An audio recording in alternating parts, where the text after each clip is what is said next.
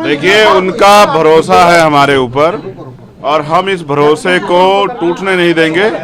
उनके जो मुद्दे हैं और उनकी जो हिस्सेदारी है उसमें हम लोग सामाजिक न्याय करेंगे और मुझे भरोसा है कि इस बार जब मुख्यमंत्री बनेगा तो आज़ाद समाज पार्टी का बनेगा। हम लोग मेहनत करेंगे, हमने पहले भी काम किया है।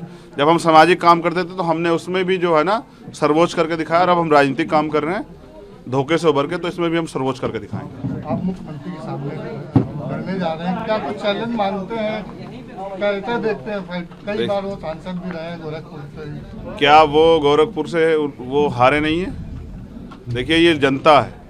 हमने तो प्रधानमंत्री भी हारते देखे, मुख्यमंत्री भी हारते देखे और उन्होंने तो जो पिछले 5 साल में जो उत्तर प्रदेश को दिया है उसका दर्द तो उत्तर प्रदेश शायद 20 साल भी नहीं भूल पाएगा।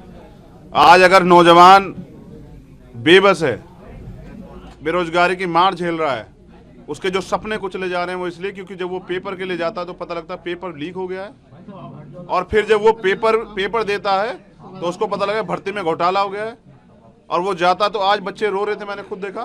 कारण क्या था कि वो गए और एक कागज की वजह से उनको पेपर में नहीं बैठने दिया।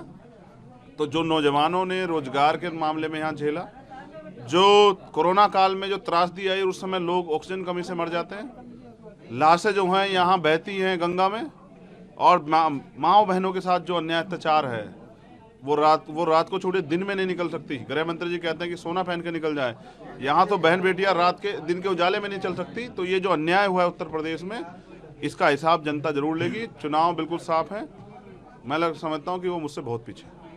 बीजेपी लगातार कैंपेनिंग में जुटी है, वो एलईडी वैन हो या डोर टू डोर कैंपेनिंग, और पार्टियां नजर नहीं आया। आप किस तरह फाइट कर देखते हैं? हम डोर टू डोर करेंगे, हमारे पास संख्या बल है, हमारे पास यूनिट है और मैं तो योगी जी को बहुत कमजोर मुख्यमंत्री मैं समझता हूं कि वो तानाशाह अहंकारी तो हैं,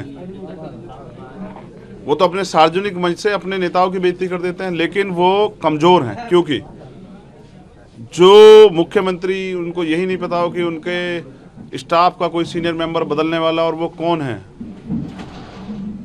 तो आप समझिए कि जिनके यहाँ सारी चीजें ऊपर से डेप्यूट होती हो, वो मुख्यमंत्री जिनको अपने ऑफिस का ना पता हो, तो समझिए कि वो कितने कमजोर हैं।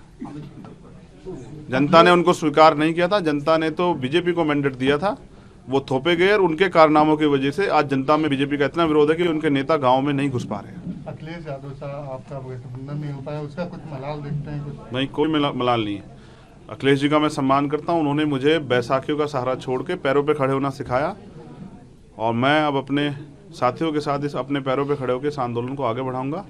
मुझे विश्वास है क्योंकि वोट जनता को देना है और जब जनता हमारे मैनिफेस्टो को पढ़ेगी जिसमें जनहित के मुद्दे हैं, जैसे हमने अनुदेशक जो हैं उनको नियमित करने का फैसला लिया, वो लंबे समय से मांग कर रहे हैं। हमने फैसला लिया है कि सफाई कर्मचारी जो हैं वो सभी सफाई कर्मचारी उनको नियमित किया जाएगा, ठेकेदारी संविदा से निकाला जाएगा। हमने फैसला लिया कि सभी को समान शिक्षा दी जाएगी और शिक्षा सबके लिए फ्री होगी, पैसे कमी कारण किसी गरीब के सपने ना कुचले जाएं। इस बार जो बड़े लीडर चुनाव लड़ रहे हैं, क्या कारण मानते हैं सभी? अब मैं बड़े और छोटे का पैमाना नहीं तय कर पा रहा हूँ कि वो कैसा पैमाना होता है। मैं तो एक बात जानता हूँ कि जनता बड़ा बनाती है और जनता छोटा बनाती है। जनता ने इसी बीजेपी को 2012 से पहले यहाँ विधायक के प्रत्याशी नहीं मिलते थे, उनको पूर्ण बहुमत की सरकार दी। तो जनता किन से त्रस्त होकर दी आप देख लीजिए, मुझसे त्रस्त होकर नहीं दी। जो तमाम विपक्ष लड़ रहा है उस सबको जनता आजमा चुकी। अब उनके पास मौका है एक अच्छे लोगों को और मेहनती लोगों को और एक वो उस टीम को जिसने संघर्ष किया है मौका देने का।